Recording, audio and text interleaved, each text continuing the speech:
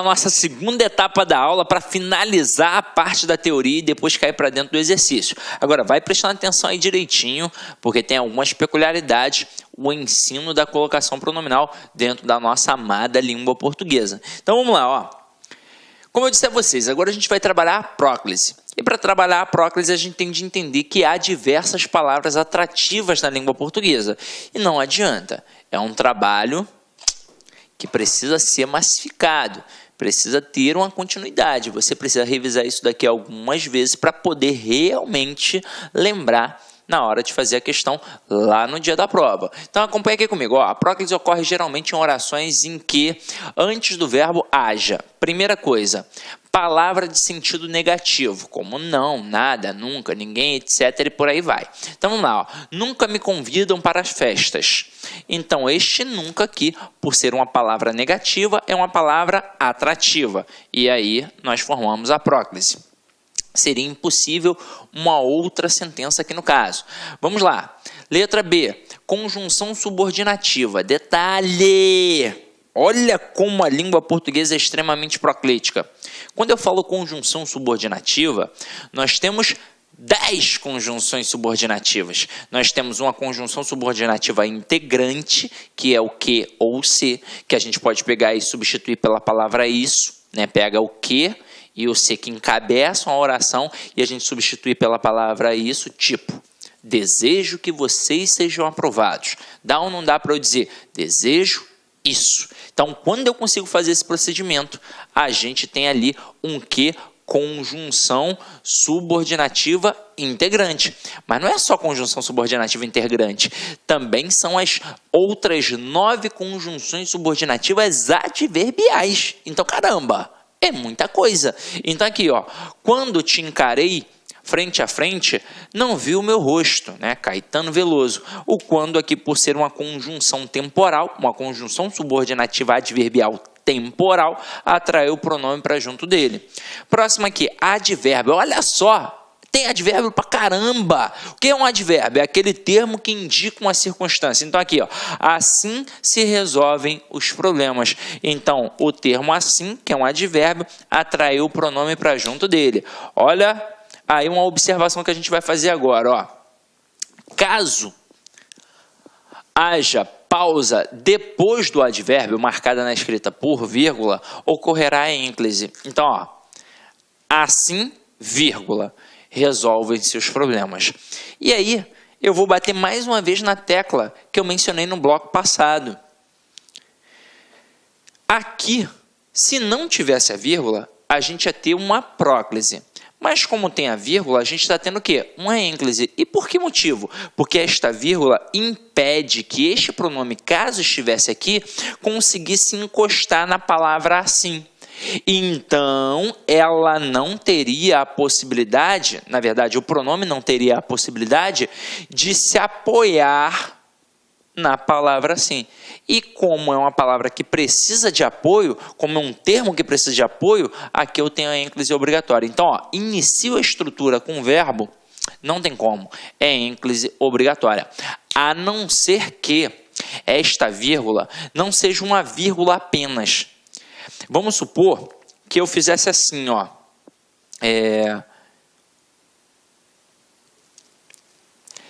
Vou apagar aqui para não ficar tão poluído, né? Vamos supor que eu colocasse assim, ó. Os alunos se destacaram.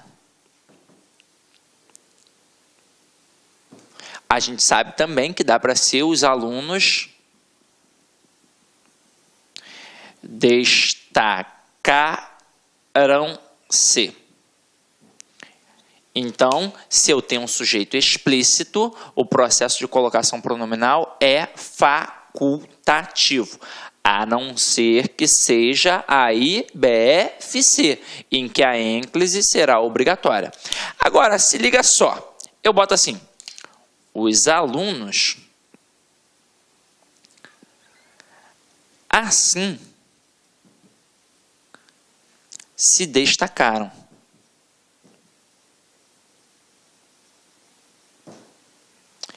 Então, aqui eu vou ter uma próclise obrigatória, por quê? Porque a gente está tendo uma palavra atrativa. É ou não é verdade? Beleza. Mas se eu colocar assim, ó, os alunos, vírgula, assim, vírgula, se destacaram. Reparem que agora eu não tenho apenas uma vírgula, eu tenho duas vírgulas. E aí, esta estrutura é uma estrutura que está isolada. Retira. Vai ficar os alunos se destacaram. Então, é algo que você tem que tomar cuidado. Tá depois da vírgula? Tá. Mas veja se é uma estrutura intercalada, porque pode ser uma pegadinha, beleza? Normalmente não é não, mas vai que. Então, tem uma vírgula, você já sabe que tem que ser ênclise. Agora, tem duas vírgulas ali, opa, olha, tem duas vírgulas, então a estrutura intercalada pode ser que eu possa ter uma próclise, ok? Então vamos lá, vamos continuar a nossa brincadeira aqui, ó. Então, agora a gente vai falar do pronome indefinido. E as gramáticas versam que o pronome indefinido ele também é atrativo. Então, ó, tudo se acaba na vida. Então, matei. Palavra atrativa. Próxima, pronome relativo. Então, ó, não encontrei o caminho que, olha o que, me indicaram. Então, caramba, é muita coisa, é muita coisa. O que, então, praticamente é quase sempre atrativo, né? Então, já olhei o que, opa, o que pode ser conjunção integrante, o que pode ser pronome relativo, o que pode ser uma conjunção subordinativa adverbial consecutiva. Então, caramba, é muita coisa, não é? Então, vamos lá. Agora, ocorre também a próclise nas orações iniciadas por palavras interrogativas e exclamativas e nas orações optativas. Caramba! Então vamos lá. Orações optativas são aquelas que exprimem desejo. Então olha aqui, a primeira. Quem te disse que ele não virá? Que ele não viria, né, no caso. Então aqui a gente tem uma oração interrogativa. Agora, quanto me custa dizer a verdade? Aqui a gente tem uma oração exclamativa. E Deus te proteja. Aqui a gente tem uma oração optativa, que é aquela que exprime desejo. Agora, olha a mesóclise. A mesóclise só pode ocorrer quando o verbo estiver no futuro do presente ou no futuro do pretérito do indicativo, que é um modo verbal que indica um fato real, que trabalha aquilo que é certo, aquilo que é uma certeza, beleza? Então vamos lá. Convidar-me-ão para a solenidade de posse da nova diretoria e convidar-te-ia para viajar comigo, se pudesse. Caso o verbo no futuro do presente ou no futuro do pretérito do indicativo venha precedido de alguma palavra que exija a próclise, esta será de rigor. Então, basta que apareça uma palavra atrativa. Então, vamos lá. Não me convidarão para a solenidade de posse da nova diretoria. Se não tivesse o não, galera, a gente colocaria convidar-me-ão. Tendo o não, é impossível que a gente tenha a mesóclise e aí a gente atrai o pronome para junto da palavra negativa, que no caso é uma palavra atrativa. Detalhe, dica para a produção textual. Eu devo evitar a mesóclise, porque com certeza vai destoar do resto do texto. Mesóclise é uma estrutura muito erudita, por assim dizer.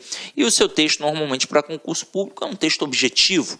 Então, você trabalha um processo simples. Então, é natural que tenha próclises e ênclises. Mas, mesóclise é preferível evitar, a não ser que não tenha como. Foi começar a estrutura com um verbo no futuro. Não tem nada antes, então realmente você vai ter de acabar usando a mesóclise. Agora, se for possível, tente evitá-la, para não ser uma quebra de ritmo dentro do seu texto, ok? Agora vamos lá. Colocação dos pronomes oblíquos átonos nas locuções verbais e nos tempos compostos. Caramba! A gente foge disso, não foge? Então preste atenção que eu vou te dar algumas dicas essenciais para você não dar mole no dia da prova, tá? Então vamos lá. Nas locuções verbais em que o verbo principal está no infinitivo, e aí você tem que gravar isso, infinitivo ou no gerúndio, o pronome oblíquo átono pode ser colocado indiferentemente depois do verbo auxiliar ou depois do verbo principal. Então aqui, ó, quero lhe apresentar os meus primos que vieram do interior. E quero apresentar-lhe os meus primos que vieram do interior. Então, a gente está começando aqui com a estrutura verbal. O verbo principal, ele está no infinitivo ou no gerúndio. Então, olha só, a gente tem 3 estruturas nominais: infinitivo, gerúndio e particípio. A gente está deixando quem de fora? O particípio, que é aquela terminação em ado. Então, a gente pega a terminação do infinitivo, que é a terminação com R, a R, ER, IR, OR, e a gente pega a terminação em gerúndio, que é aquela terminação NDO. Então, quando isso acontecer, o verbo pode ficar no meio da locução ou depois. Então, olha só o que está dizendo aqui. O pronome oblíquo átono pode ser colocado indiferentemente depois do verbo auxiliar. Então, é como se fosse uma estrutura enclítica para o verbo auxiliar, ou depois do verbo principal, como se fosse uma estrutura enclítica do verbo principal, ok? Então, não rola colocar antes, afinal de contas, não tem nenhuma palavra atrativa. Agora, aqui a gente trabalhou com o verbo no infinitivo. Olha aí com o verbo no gerúndio. Ia lhe dizendo as razões da minha desistência e ia dizendo-lhe as razões da minha desistência. Agora, olha isso aqui, importante.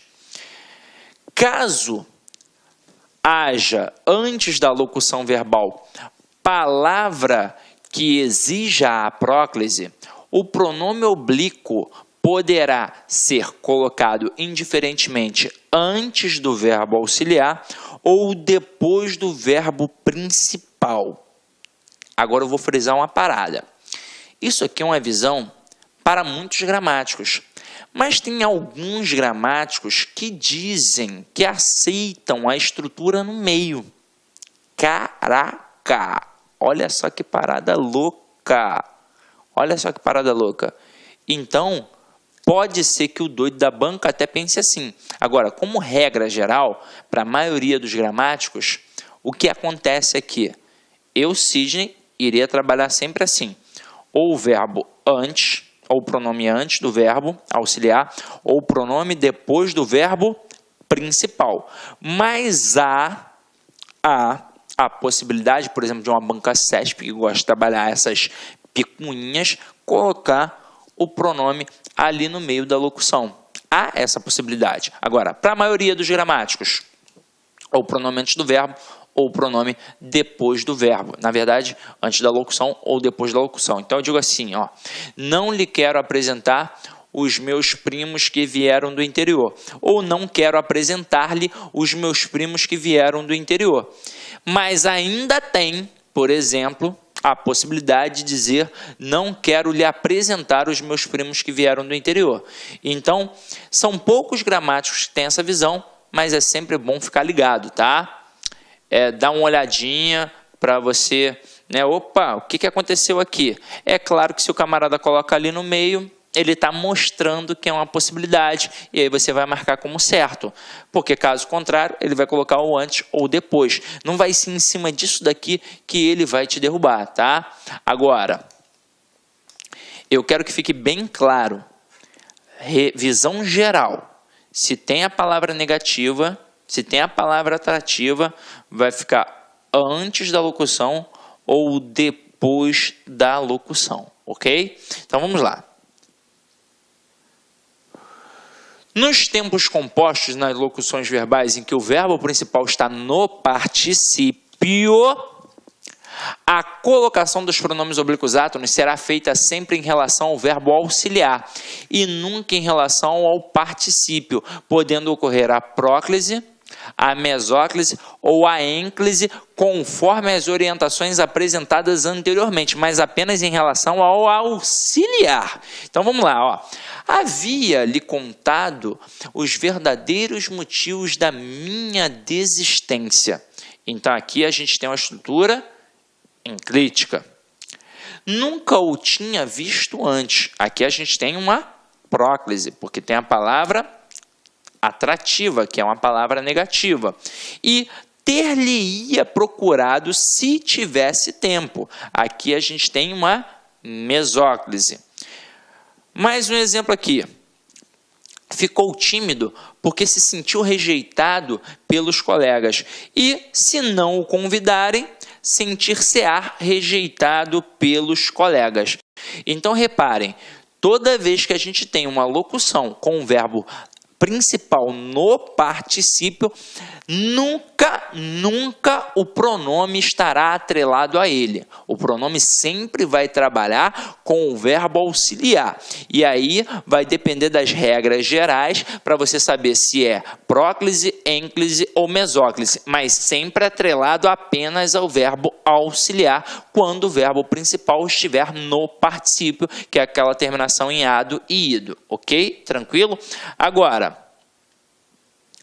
nas locuções verbais e nos tempos compostos, quando se coloca o pronome oblíquo átono depois do verbo auxiliar, pode-se usar o hífen ou não, ou seja, é facultativo. Então, ó, vou te devolver o livro amanhã ou vou te devolver o livro amanhã. Tanto faz se tem o hífen ou não, tá? É facultativo. Visão ampla dos gramáticos, tá? Agora, diante disso, a gente vai cair para dentro das questões, meu companheiro. Então, vamos lá, ó. Primeira questão que está aí. Substituindo-se os elementos grifados em segmentos do texto com os ajustes necessários, ambos os pronomes foram empregados corretamente em. Então, vamos lá. Letra A. Como posicionar os braços e alcançar os melhores resultados? Vamos lá. Quem posiciona, posiciona alguma coisa. Se são os braços, é masculino plural, é o os. Mas como termina com a letra R, eu tenho que cortar e acrescentar o L. E aí vai ficar posicioná-los. Tá certo. Esse primeiro aqui, ó, correto. Agora, na próxima, alcançar os melhores resultados. Quem alcança, alcança alguma coisa. Então, um verbo transitivo direto que pede um objeto direto, consequentemente, pede um pronome que funcione como objeto direto, no caso, o. Então, se são os melhores resultados, é masculino plural. Se tem o R, eu vou cortar e eu vou acrescentar o L. E vai ficar alcançar-los e não alcançar-lhes. Então, aqui está errado. Eu quero as duas certas. Vamos lá. Não encontraremos maestria e negligenciarmos as habilidades. Aí o camarada colocou aqui, ó, não encontraremos lá. Se não tivesse o não, até poderia ser encontraremos lá, porque quem encontra alguma coisa, maestria é feminino singular, eu cortaria o S e acrescentaria o L. Mas como tem um não, que é uma palavra atrativa, o correto é não a encontraremos. Então, a primeira estrutura aqui está errada. Depois, negligenciarmos as habilidades. E aí o camarada colocou negligenciarmos. Tá certinho. Quando eu tenho RS ou Z, eu corto e acrescento. Opa, não, tá certinho não, ó. Olha eu caindo na pegadinha. Quando eu tenho RS ou Z, eu corto e acrescento o L e não o N. O N é só para quando o verbo termina com M, N ou til. Então aqui é negligenciarmos. Pô, coisa chata, né, essa pronúncia assim. Então vamos lá, ó. A errada, B errada. Letra C. Especialistas dão instruções como utilizar uma raquete. Então, vamos lá. Quem dá alguma coisa, dá instruções. Tem tio aqui, então, MN ou tio, eu coloco um pronome nasal. Se são as instruções, então dão-nas, tá certinho.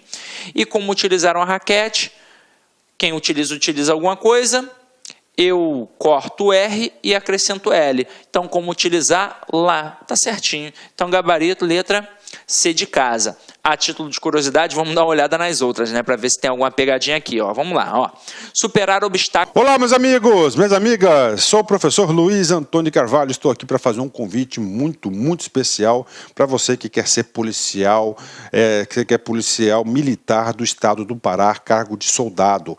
Este concurso PM Pará 2019 está confirmado, acredito eu, para o primeiro semestre de 2019. Então é hora de você estudar com planejamento, com foco, com antecedência, porque essas são as dimensões necessárias para que você seja bem-sucedido em um concurso público.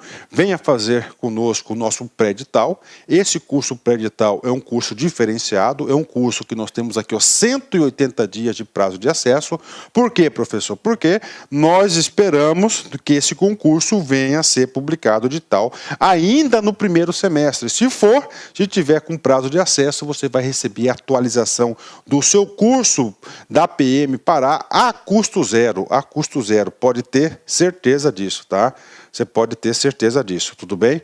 Então tá aí para vocês aí, essa informação aqui para vocês aí. O curso custa apenas 10 parcelas de R$25. Nossos professores aqui não temos professores medianos, são todos professores top de linha. Nós fizemos uma campanha dessa em 2016 muito bem sucedida. Sabe por quê? Porque é o único curso que tem essa ferramenta pedagógica chamada de Personal Coach, que é o estudo em regime de metas. A partir do dia 24, você pode vir no site, pode se matricular, pode hoje, aliás, já tem lá a primeira semana já antecipada. Você pode o quê? Vai estudar em regime de metas, né? Ah, professor, passou do dia 24, perdi aula. Não perde aula, porque todas as aulas são gravadas, editadas e ficam à sua disposição. Bacana, pessoal. Eu espero vocês aqui na Lá Concursos. Um forte abraço, fique com Deus. Tchau, tchau.